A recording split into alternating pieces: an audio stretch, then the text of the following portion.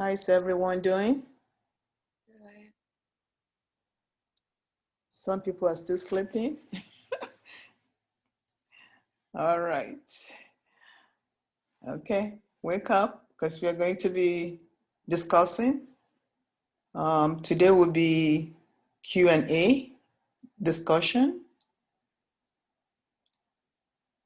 Did you all receive my email that I sent? I'm not hearing anyone. Okay, good. Yes, ma'am. Okay. Did you read it? Did you read the article? Yes, ma'am. I did. Yes, ma'am. Okay. I know someone emailed me, I think it's Naja, emailed me to ask me the name of the article. I think I gave the name of the article, but I think the name of the author, probably that's what she was asking, and I emailed her. Yeah. I said, I gave my name. Is that the article that you received or retrieved? Yes. Yes. Okay, good. Did you have chance to really read it thoroughly? Okay, speak to me now because we're going to be discussing.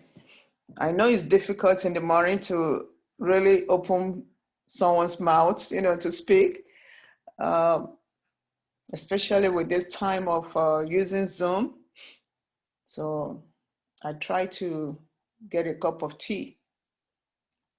I know some of you probably you might want to get a cup of coffee, So let's talk about this article.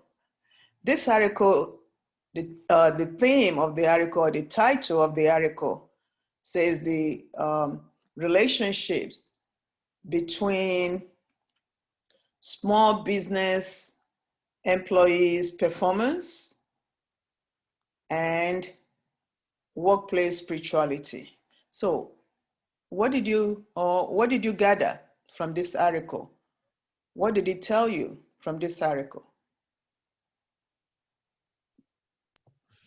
I noticed that it had a lot of well, you're gonna have to excuse me because I had surgery last week. I know. So I'm sorry too. How are you doing? I'm Feeling better? okay. It's just well, today starts the worst part of the recovery, so it kind of hurts a lot. But anyway, I'm sorry. so it's okay. Feel free to drink water or whatever that you need to drink. Okay. Well, I'm just saying if I sound weird. I understand.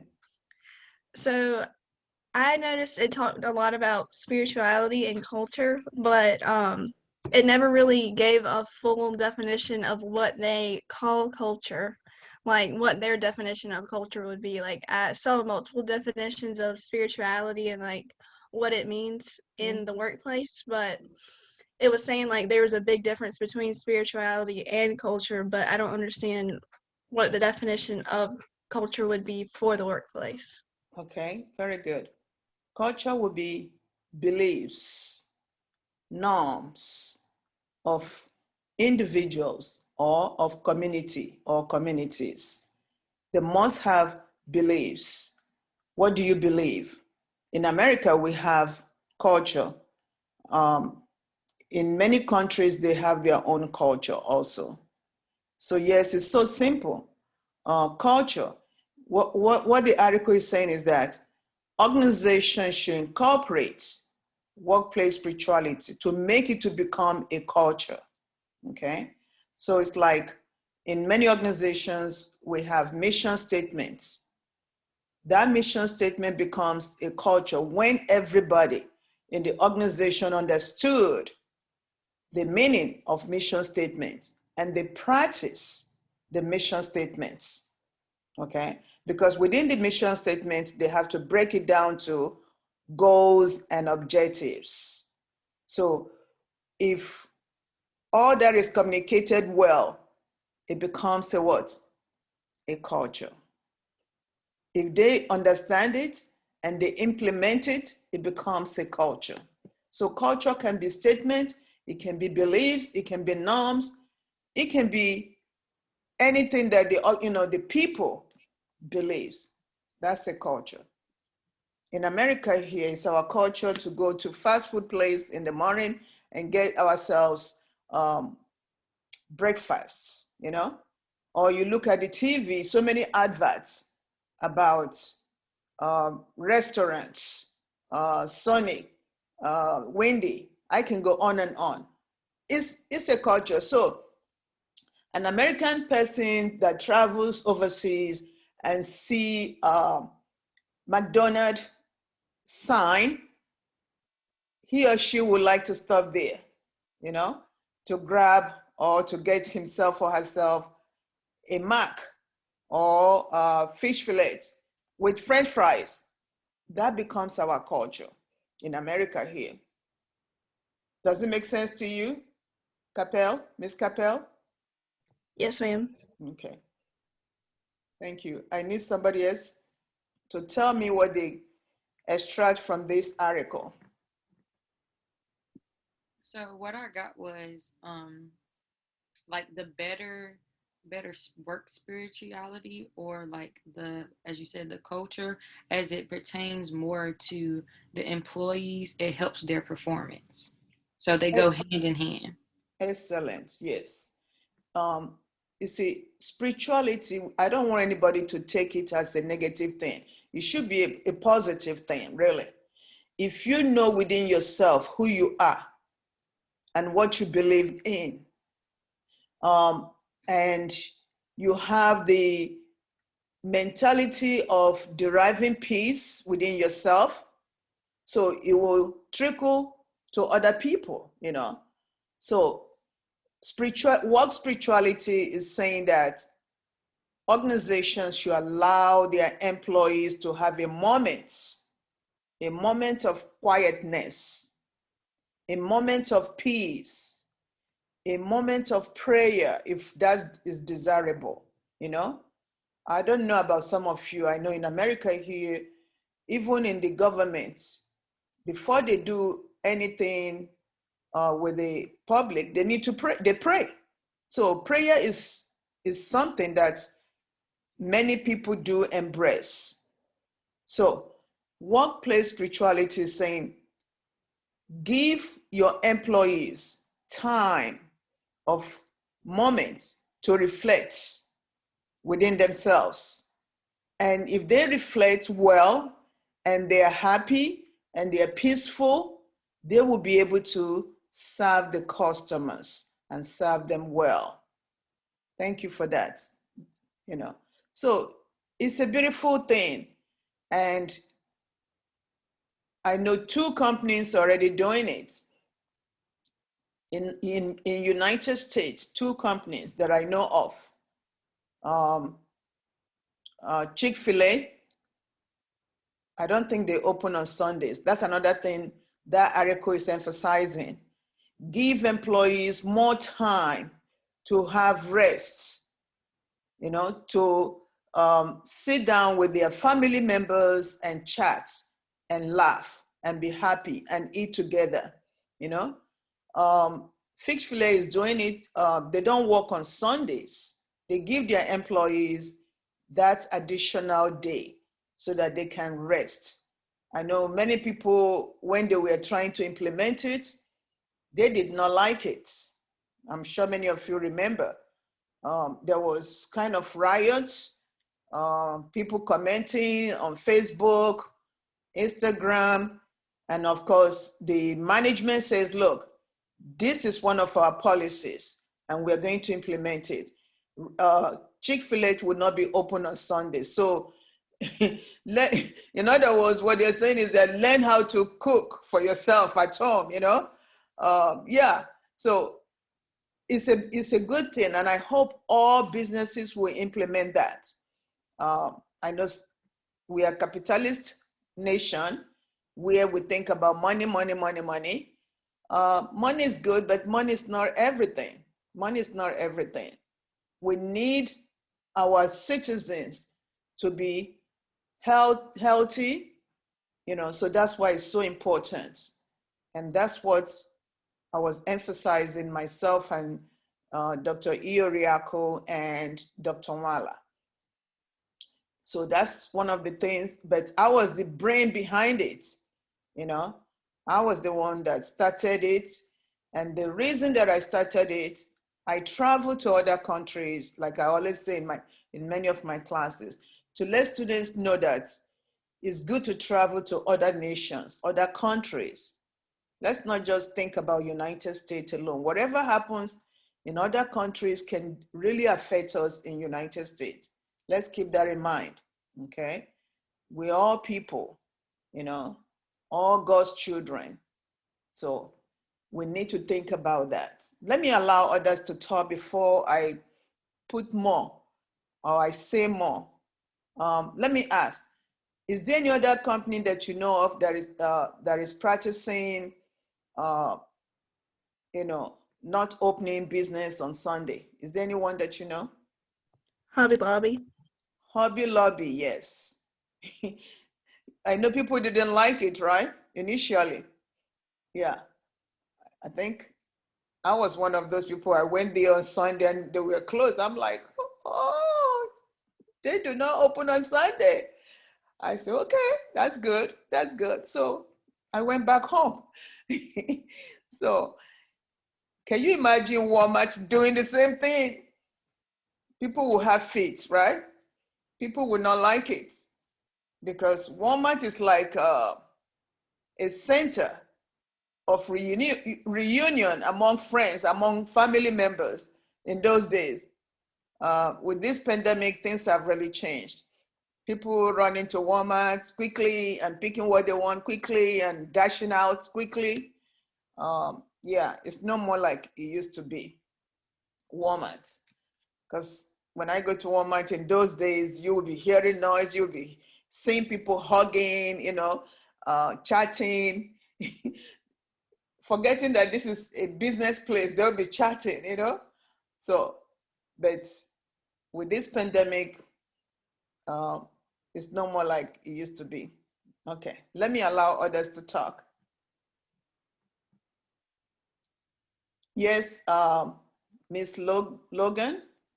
Yes, I thought the article was really interesting, and just reading the study that was done and looking at the 80% very strong positive correlation was striking to me.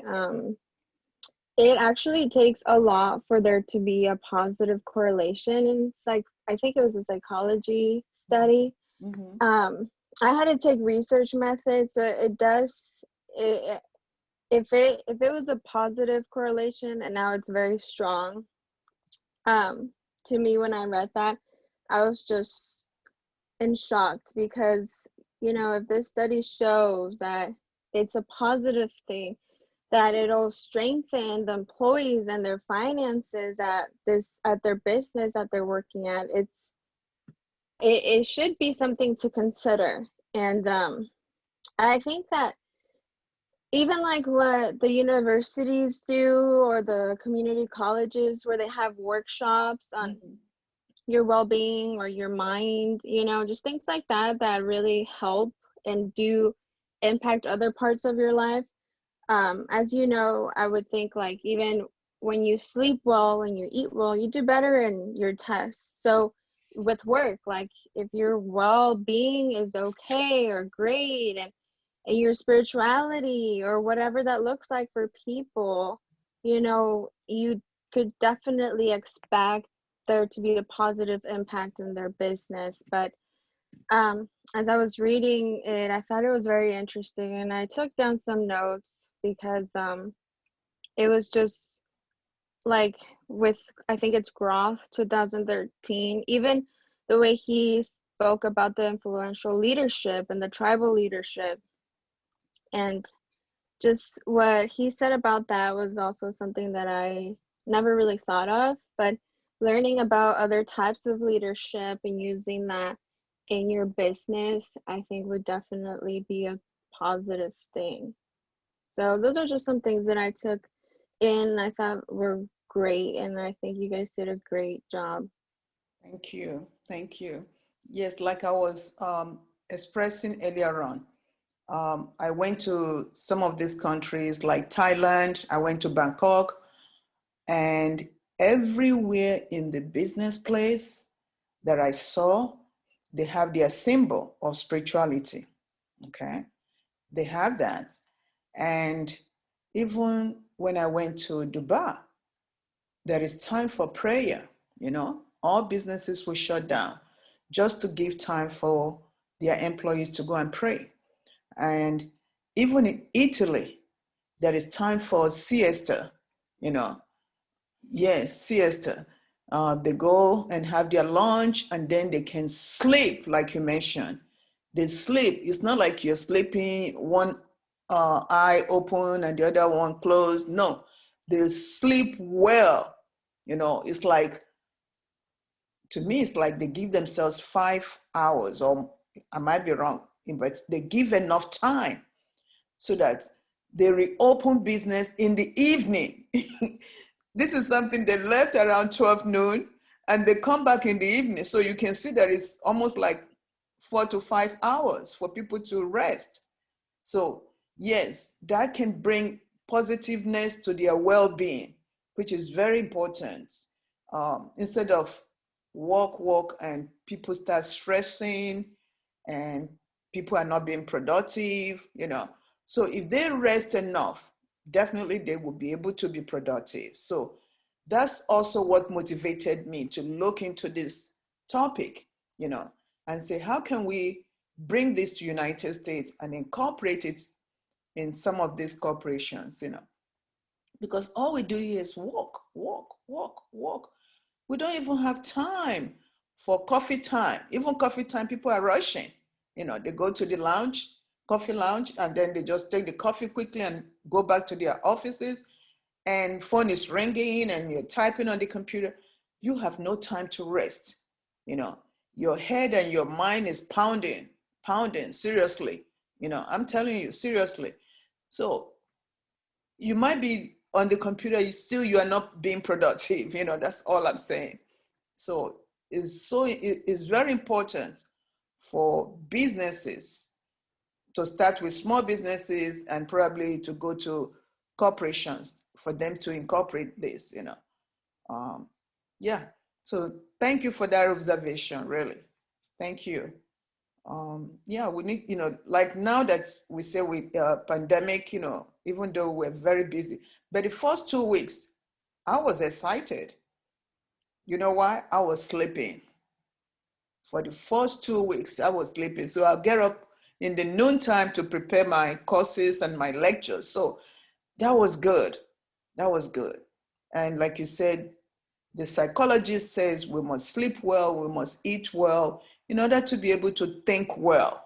So those things, there are correlations to those things, Yes, many corporations are including wellness center, or wellness centers for their employees so that they can go there and exercise and be fit. Even they're having daycares in many of these corporations, like parents, women with children. They can take their children to the workplace and they have a nanny or babysitter to watch those children. So during lunchtime, the mother can go and play with her child, which is something good. It gives a sense of belonging for the child to know that, oh, my mom is still around, my mom is still holding me close to, to her chest or whatever, it is something very beautiful, and we have seen many of the negative impact of mothers leaving their children earlier or asking somebody else to take care of their children. It cannot be the same. It cannot be the same. To be honest with you, that's why I commend some of these housewives. When they have children, they don't go back to work. All they do is stay home to nurture their children. I think it's a beautiful thing. You don't want somebody else to nurture your children for you.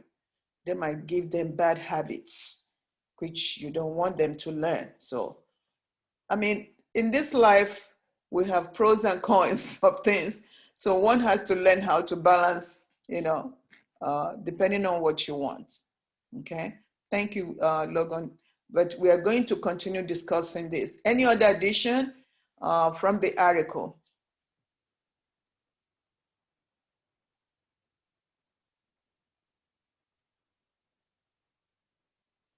Eric? I hope you can hear me. Eric? Hello. Hello, how are you? I'm good.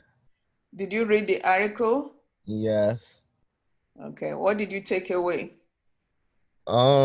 Like basically what people were saying, like how like spiritual relationships and the whole culture thing, it'll help like have a positive impact on your business in the long run.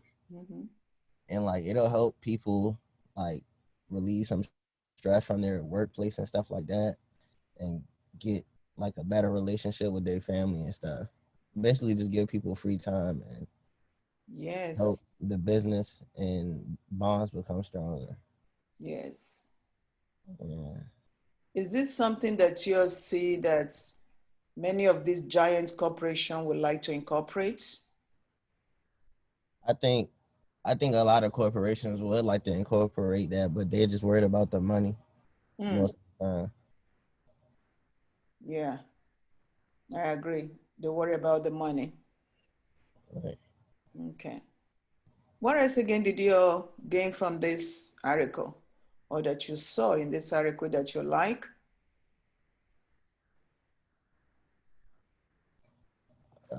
Well, I have a question. So I wrote notes as I read it. Would you agree with Heathfield's statement that culture is something that you cannot really see but can be expressed through its physical appearances in the workplace? Yes, yes, it's something I can see, and many of us are doing it. In foreign countries, like let me mention in Africa, there was a time that I think nobody told them. They decided not to wear Western world clothing. They were wearing African clothing. And they said that's a way for them to express their culture or their beliefs, you know. So, yeah, in those days, they used to wear white collar outfits, like the men, they will wear suits, ties, shirts, whatever. And the women, they tell them to dress up. And also, they even tell the Black women not to braid their hair, they should, in those days, I don't know, some of you might not know, they use hot iron to, to press the hair so that it can look like some of the Western worlds folks, But things have changed now, People are now embracing their cultures or their beliefs. You can see African Americans, they braid their hair or hairs, to express that, look, we have nappy hair, but at the same time, we can make it look longer, So we are doing all that stuff too. So yes, that's another way to express culture, really. Okay. Yeah, that was a good question that you asked. Culture, is this something you can see? Is that part of the question? Yeah, it's part of what you can see as culture. Even in American here, we see a lot of people, I don't know, maybe during Thanksgiving, they will cook different dishes of their culture, shrimp beans, and they put some onions, What is that onions? Is it fried onions that they sprinkle on the green peas? That is a culture. What is again? Chitlin. The African American can associate with that. They love to cook chitlin. When I talk about it, I said, "What is chitlin?" Then they start telling me. In Africa, they do the same thing, but they don't call it chitlin. They do the same thing. They use it to do what is called pepper soup. That is pepper and spicy and to make it soup, you know. So yeah, culture, you can see culture without being spoken. There are things like that. Or many houses, they put artifacts that resemble some of their ancestors, you know. So yes, you can see that. Like Indian Americans do the same thing, you know. They put artifacts that resemble their ancestors. So yes, you can see the culture without being spoken. Okay. So yeah. Or even in Texas, you see them, they wear that big hat and boots. You know what I mean? Yeah. So if they see somebody or 2 or 4 people wearing that cowboy hat, they know. Sometimes they say, "Oh, they are from Texas," you know, because that's their culture, you know. And I've been looking for that hat. I want one of that. I'm serious. I think it was Dallas. I went to Dallas and I went to the store to look for cowboy hats. It was expensive. I couldn't buy it. I'm like, no, it was like about somewhere 1,000. Even the boots. I'm like, oh my God, no, I cannot afford it now. But it looks nice. So it's a culture. And let me tell you, some young men in Africa, they wear their hats. They wear the cowboy hats, you know, even the belts. You all have seen the cowboy belt. They wear jeans and they put that belt. You know, all they're doing is that they are expressing Texas. You know, that's what they're expressing and they love it. So yes, culture is a strong thing and it's a beautiful thing. And people are trying to emulate, you know, like in many developing countries, they copy what is going on in America.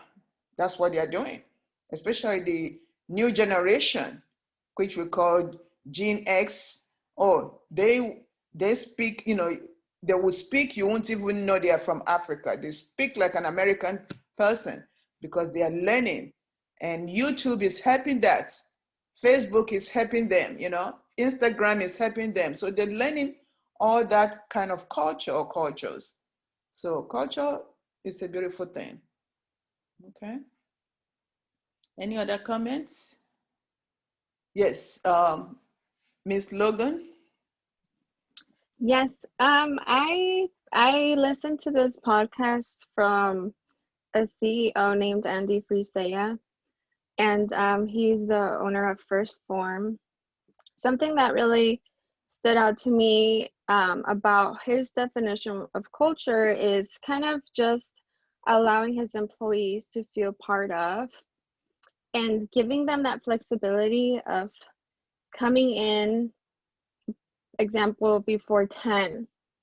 So, or they can come at 10. And something he did was that he allowed that morning space for them to either go take their kids to school, work out, have a good breakfast. And then what he did was that they can leave at whatever time they feel free to leave, as long as they completed their task, whatever that was. Mm-hmm. And he does a lot of events as well for his employees so they can feel part of and in a way kind of bond and get to know one another. And he really does emphasize that because he says that from his experience, he's been able to keep his employees for a long period of time because he tries to embrace that sense of culture, of belonging, and if they have something to say, they can feel heard. And that's kind of what the article also expressed, is that it was either bridge or barrier. Yes. Which was, you know, either you give them the bridge to express and contribute, or you just limit them. And when you limit them, they don't feel like they're part of this contribution. And we even, I think we had, that essay that we had to type kind of added to that as well. And the difference that it does make when you kind of focus on your employees versus the task. Yes. But yeah, so I think that's really awesome when they, especially when employees don't feel pressure, you know, like you can leave You can leave at 5 or you can leave at 10, whatever works for you. And that removes a lot of pressure and tense and just stress. And I think it does allow employees to perform better in that way.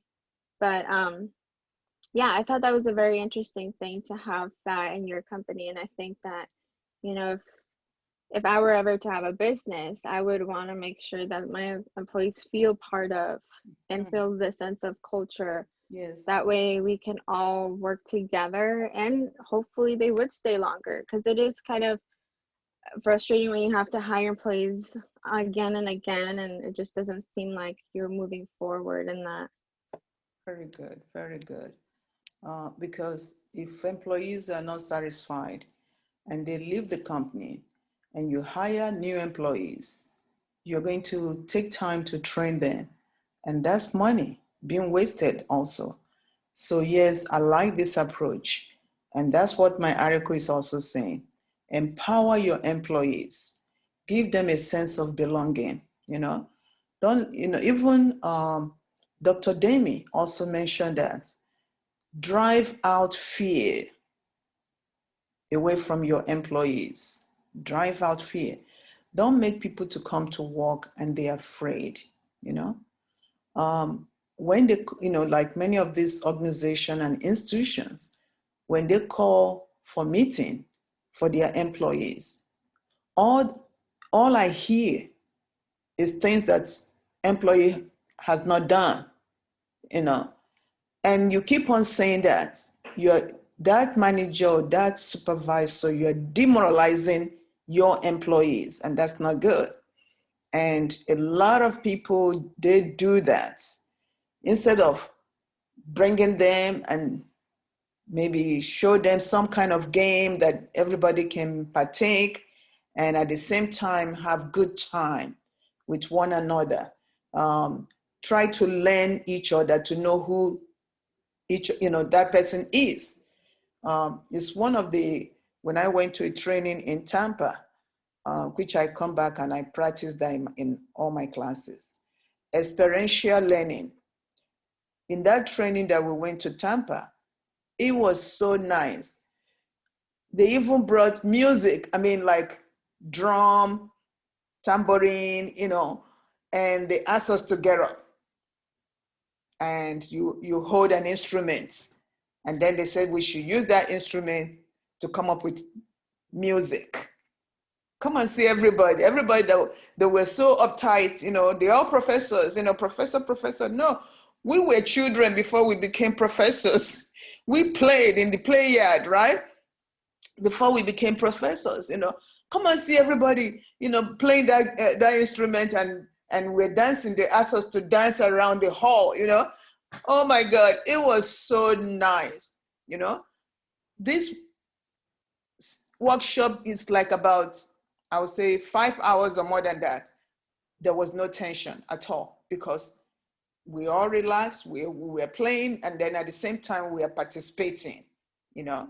So yes, if an organization can incorporate those kinds of things, it would be so nice.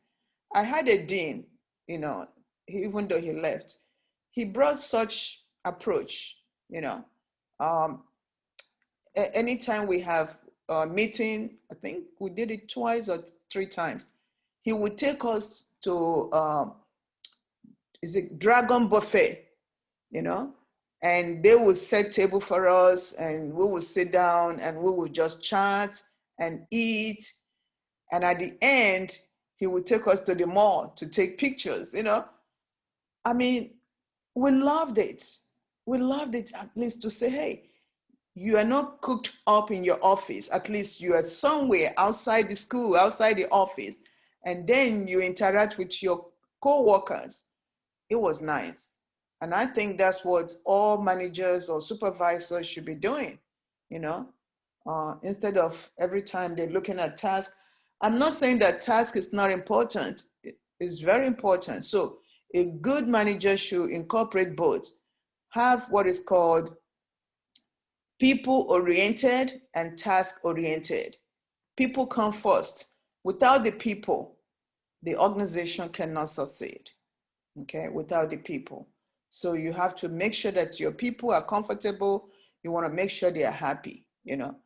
And in my management class, I have discussed that with my students.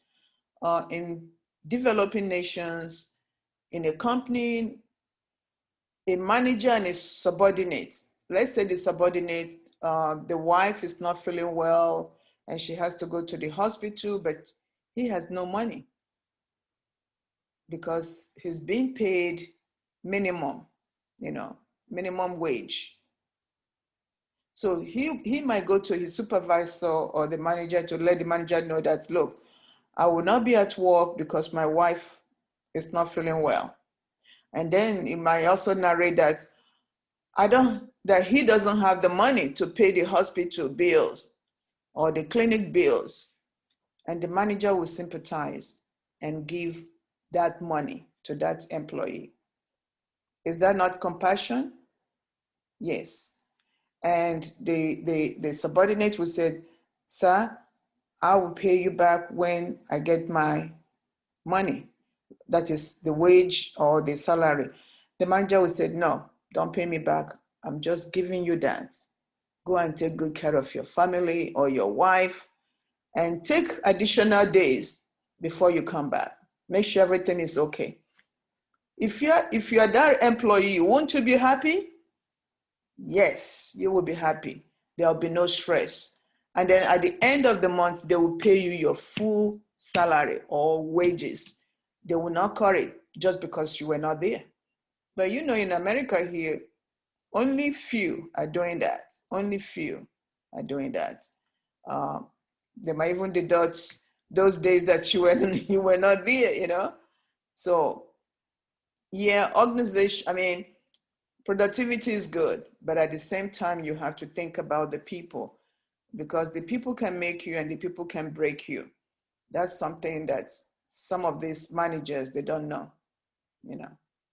So in my article, that's what I'm expressing for employees to have time to rest or to reflect and at the same time to do a good job, you know.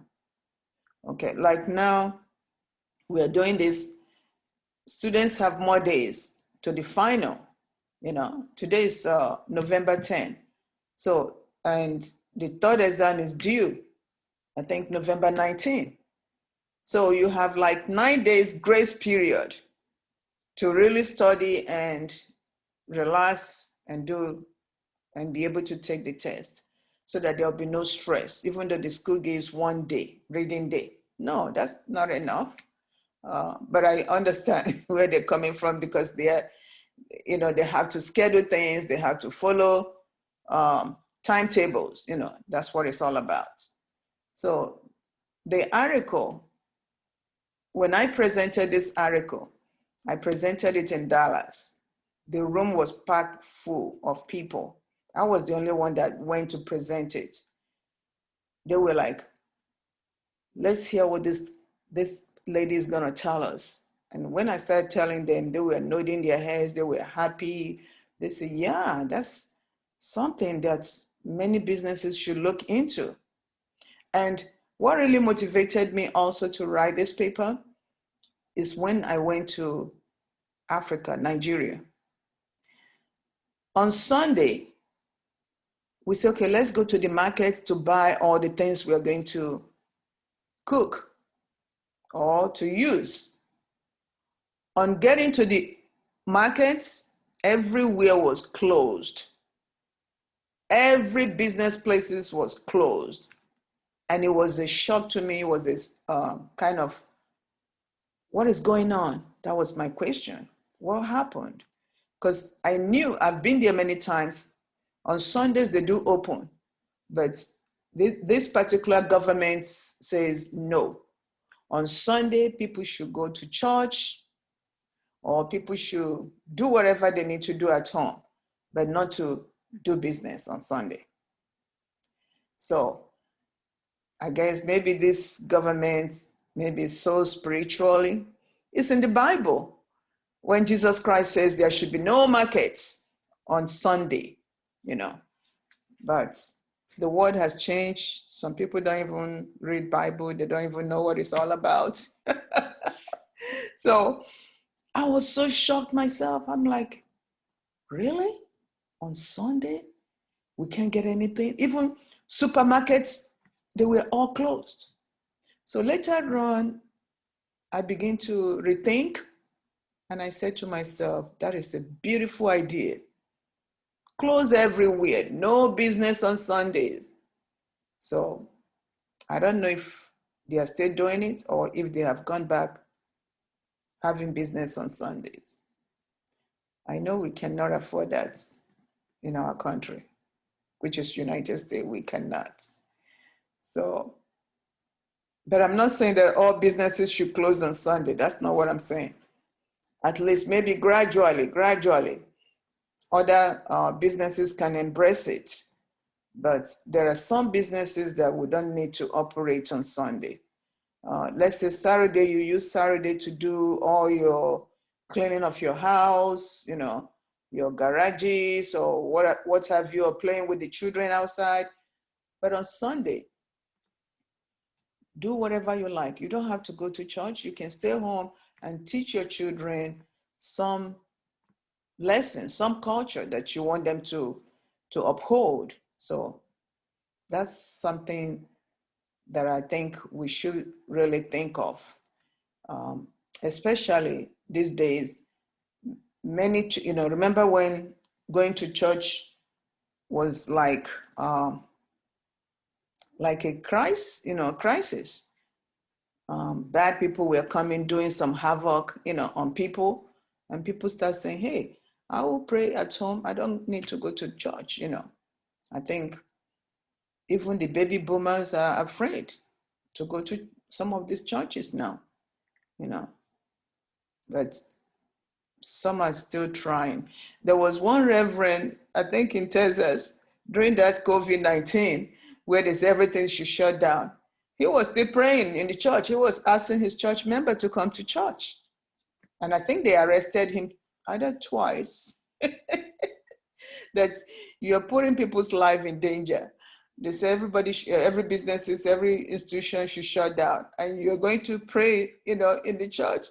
So to him, he believes that if you believe in God or whatever, you know, or anything that do help you, nothing will happen to you.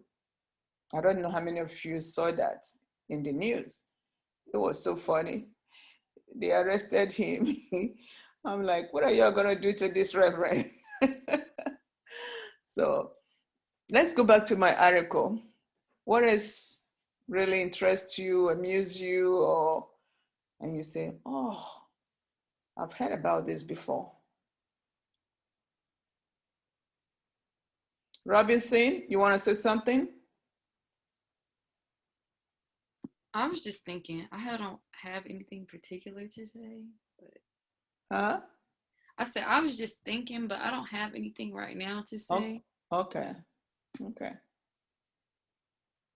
Anybody else? Yes, Ms. Capel or Chapel? How do you pronounce it? Chapel. Chapel. Okay, Chapel. Easy. So in one of the definitions of spirituality, it was talking about, let's see, embrace businesses. It tends to have better customer relations and higher productivity. Mm-hmm. Okay, so when you're talking about the businesses being closed on Sundays, are you saying that like the businesses have higher productivity during the week, like when they're open, or like well, yeah, that would be it, wouldn't it? I don't know what I was trying to go with that. Okay. If we go back to the, let's say that we look at their financial statements, which I hope some of you will go and check that, because financial statements is a public documentation. These two companies, I believe that their productivity has been great. I believe so. Look at Chick-fil-A. Many people drive through or they go in to eat and they take foods home. And businesses, when they have meetings, they go there to buy foods that they give to their employees. If we go and look at their productivity in terms of how much did they raise in a month or in a year, we'll be able to speak on that. Maybe that can be something. I like this question. It might be a follow-up to this paper to see how workplace spirituality has really helped this company called Chick-fil-A or Hobby Lobby in terms of their productivity. Productivity can be defined in so many ways. First of all, are they financial fit? Do they have good financing to be able to buy, their raw materials, or to be able to pay their employees well, or to pay, their dividends to their stockholders, those kinds of things. Yeah, that's a very good question. So it's kind of like, are they willing to take the risk of having spirituality in the workplace? Like saying, like, Sunday they wouldn't be closed.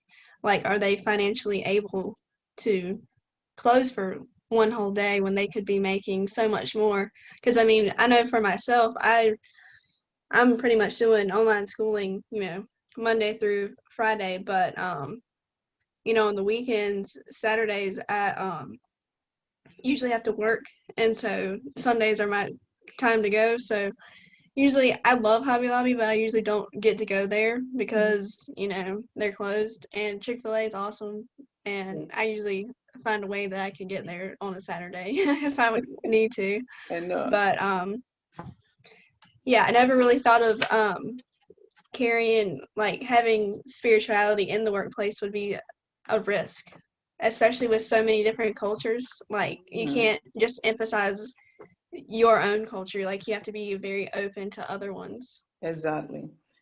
In America, I know that's a big issue.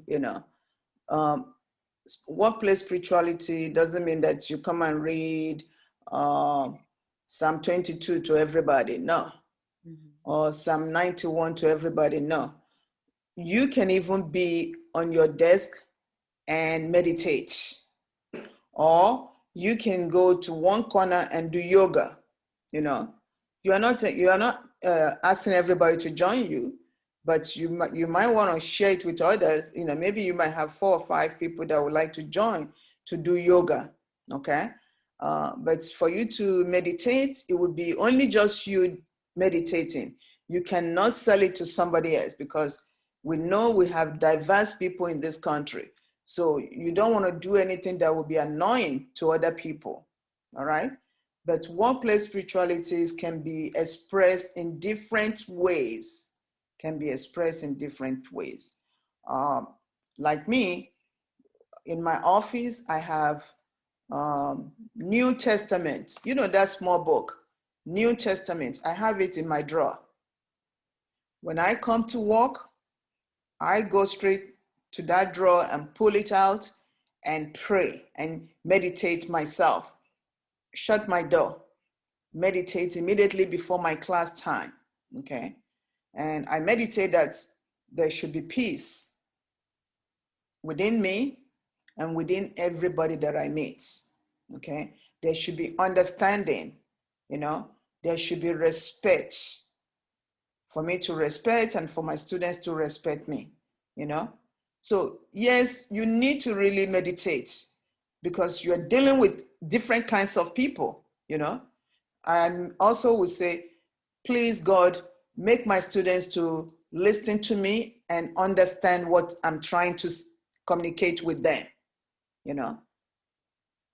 Let there be no noise in the classroom so that everyone can learn, So it depends on what you want to meditate. You can meditate within yourself without anybody hearing you, So that can give you power to do the best, to bring the best out of you, so that you can serve other people. Because we are all servants, because we are serving people, you know. So forget about going to, I'll come to you, Mr. Robinson. Forget about going to Chick-fil-A. Everything is not food, you know. But when you have group of people, you want them to derive positive lessons from you. You want them to be happy. You want them to use the lesson that you are sharing with them, to use it well, you know. So that's what it's all about in terms of workplace spirituality. Okay.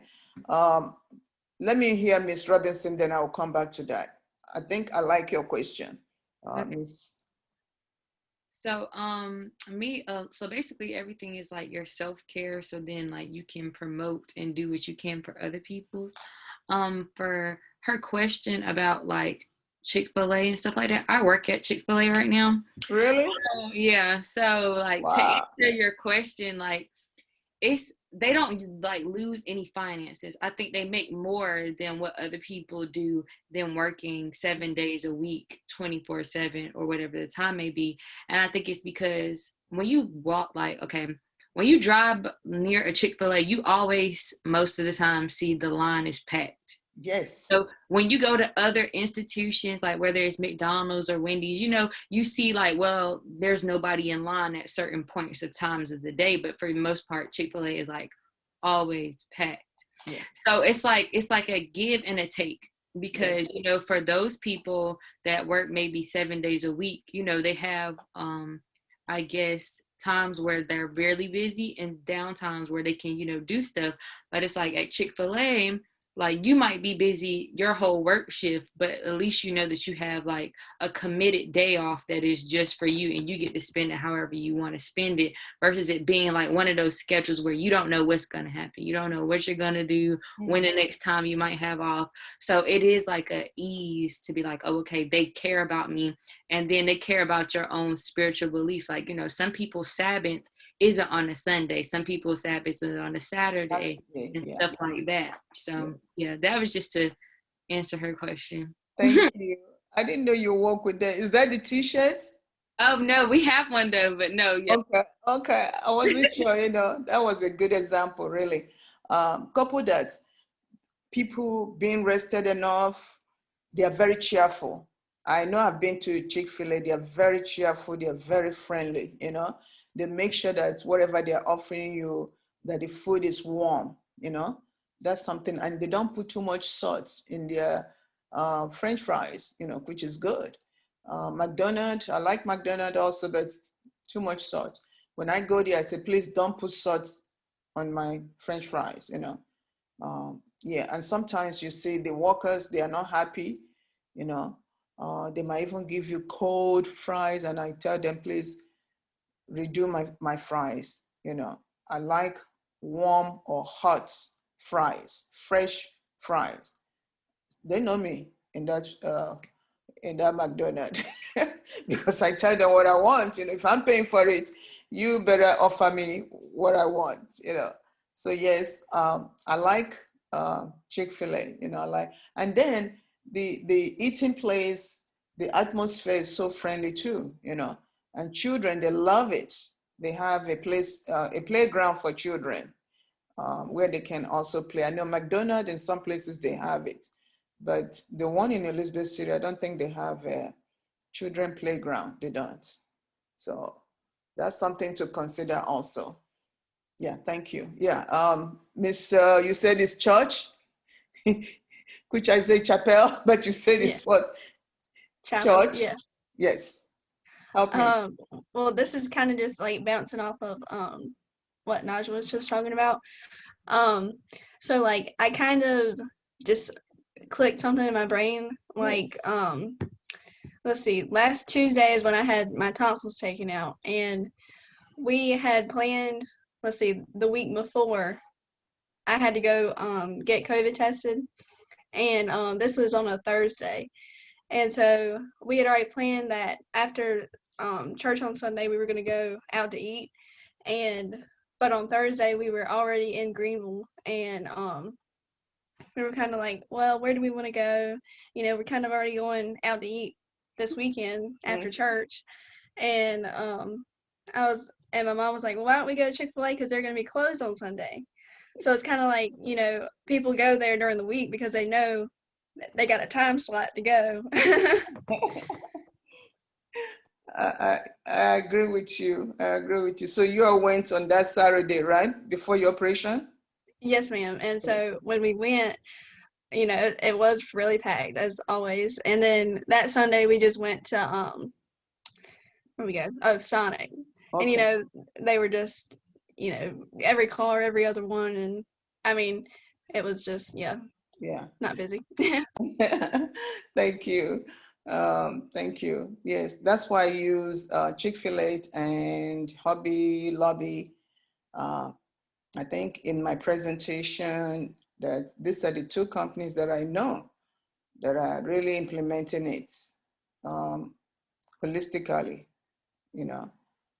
because they have consideration for their employees. And so that employees can also have time to bond with their family, either their children or their husbands, to bond. So that's something very important.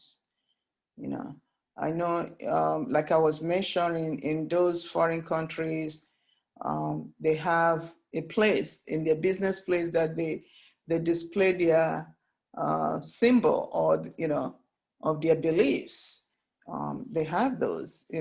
So if you come in, you must well embrace it. Even some of them are doing it in America here. Some of these Asian people, they have symbols that they have to display in their business place. So you can't tell them to remove it just because that's not what you do. So the article also says that we must respect other people's symbols, or religion or beliefs. We must respect those. It's like even in many corporations here, if somebody is a Muslim, they respect that also. The Muslims, they go to mosque on Fridays. You cannot assign work to somebody who is a Muslim on Friday so as to prevent the person from going to mosque to pray. Oh, you can't do that because they can sue your company. So future managers, you need to, of course, many of you know that already. You need to understand that you have diverse people in your organization. So you must respect their beliefs, their religion, in order to make them to be, productive. So even in many states now, the Muslims are building mosques. You can't tell them put it down. When Christian, they have their own churches, buildings. So it's a beautiful thing. It's a beautiful thing. And many of young generation now are marrying to Muslims, and Muslims are marrying Christian, or any other religion that is out there. There is this African American young woman. She went to Jordan. It's like the 90 Days Housewives. I don't know how many of you have heard about it, where people go to other countries to get themselves a wife or a husband. Oh, a lot of Americans are doing it now. A lot of Americans, instead of being in your place and you're not willing to adapt to other cultures. Every single woman wants a sense of belonging. Let me put it that way. And we saw that in the Maslow law. When we talk about the Maslow law, the Maslow hierarchy needs, it talks about physiological needs. It talks about safety needs. It talks about social needs. I think I'm heading to that social. We all need people, around us. So many of these young women, even elderly women, I've seen a woman of 54 that went to Africa, to Nigeria, to marry a 32-year-old young man, you know, and will bring the man to United States because she doesn't want to be lonely, you know. And I've seen a 27-year-old girl going to Jordan to marry about a 32-year-old person. And guess what they told this young girl? I think her mother lives in Chicago and her father lives in Miami.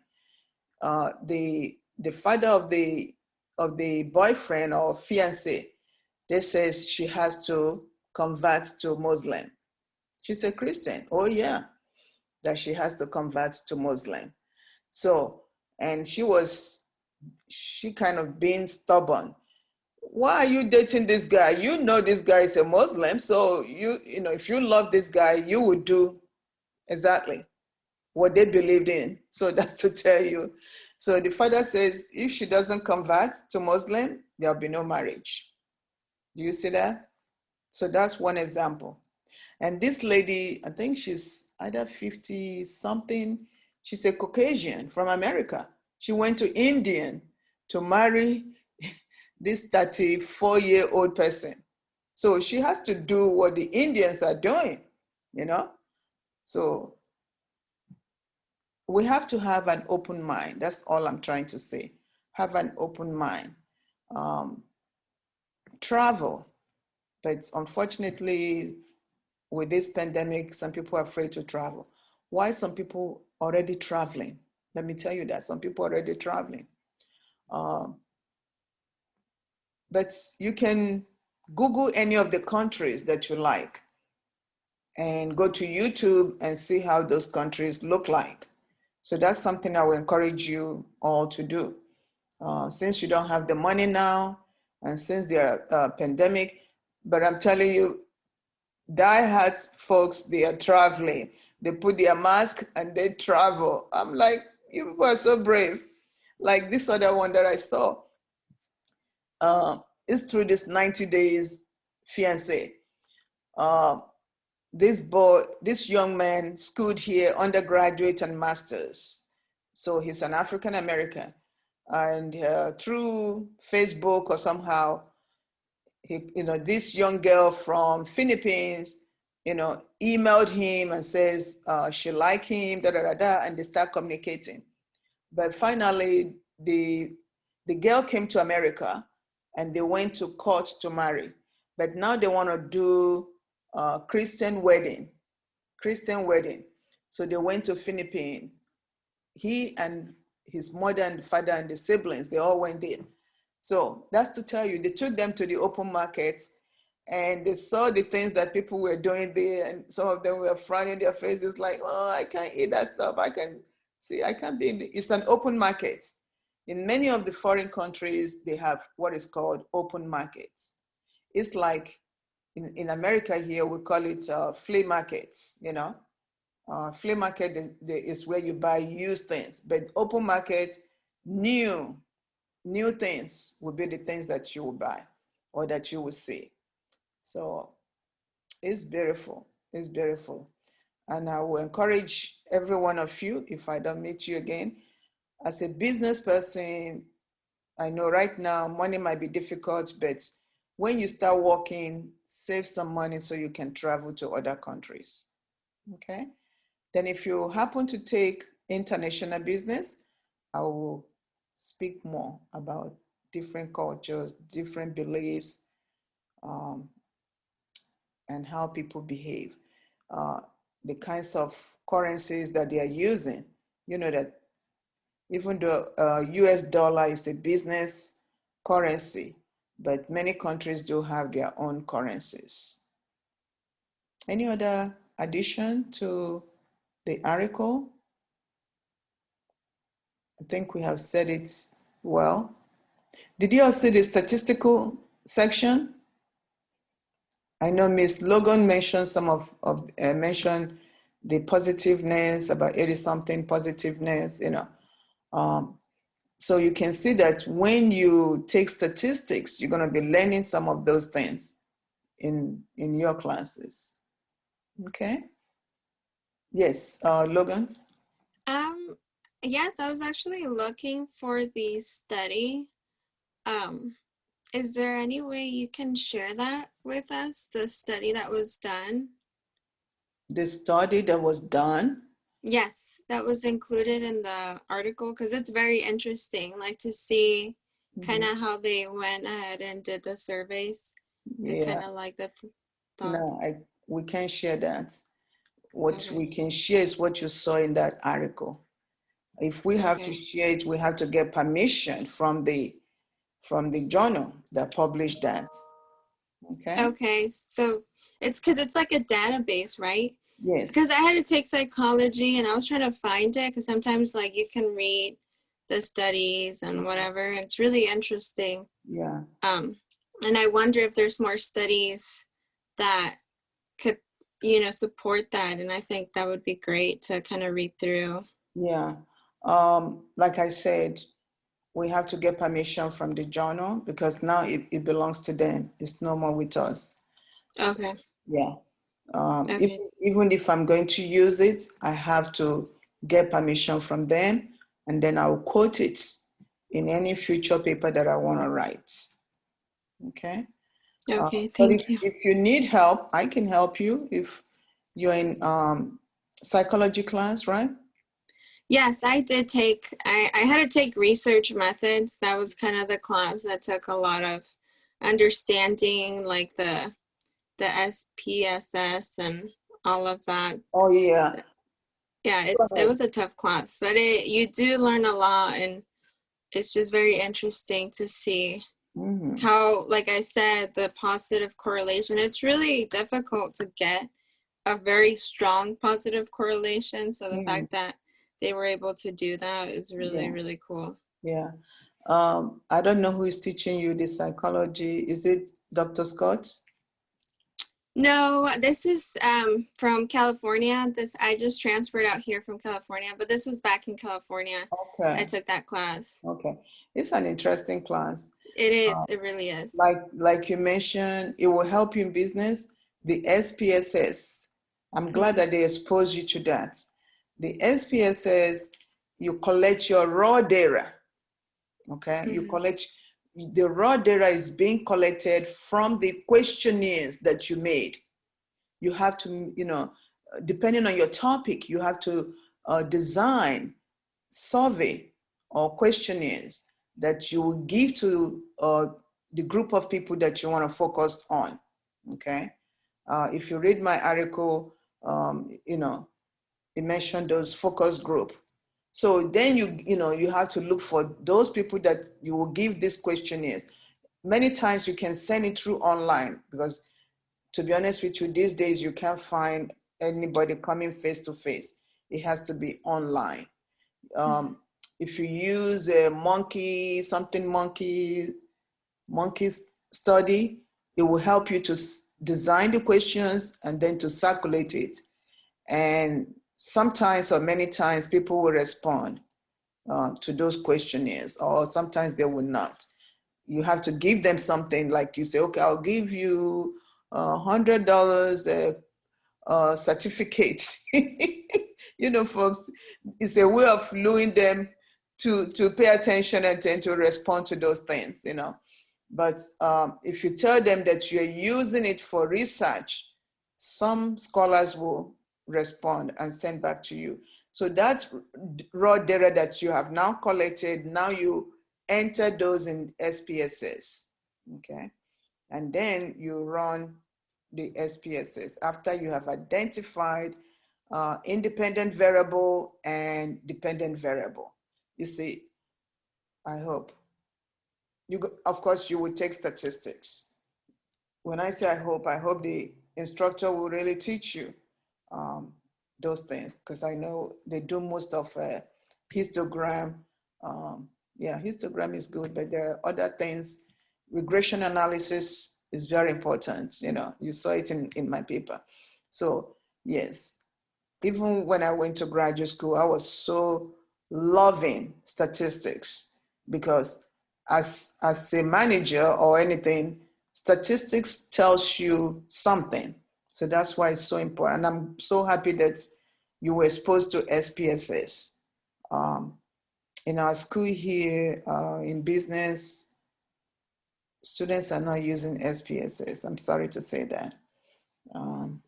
Yeah, but other schools, they use it. So in graduate school, they use it, SPSS, or there's another one called SAS. It's a statistical application software. So that's why it's called SAS. A company manages that. I think the company is either in North Carolina or in California. I'm not too sure. But those two softwares, and there are other softwares too, but SPSS is so popular because it's something that you can load on your computer. You can buy the software and load it on your computer and then use it to do the analysis and to ask the question if it's true or if it's not true, So I'm happy that you have been exposed to SPSS. You use the school lab, right? To do the SPS, yeah. But these days, these days you can buy it. They are very expensive. I think either 600 to 800. I'm not too sure, 1,000. So all business students should know how to use SPSS and should also pay attention to statistics because managers, that's what they use. Like manager of Chick-fil-A, he's gonna look at statistics, of what happened 2 years ago to last year and to this year. So statistics is very good. Any other comments? Thank you very much for reading the article, and thank you. That's all I can say. Did he ask you a question to download this the article? Yeah. Okay. Thank you. If no question, you are free to go. Thank you, and I hope I see you next time. If you have not done your final examination, please go ahead and do it. Don't wait until the last minute. All right? All right. Bye-bye.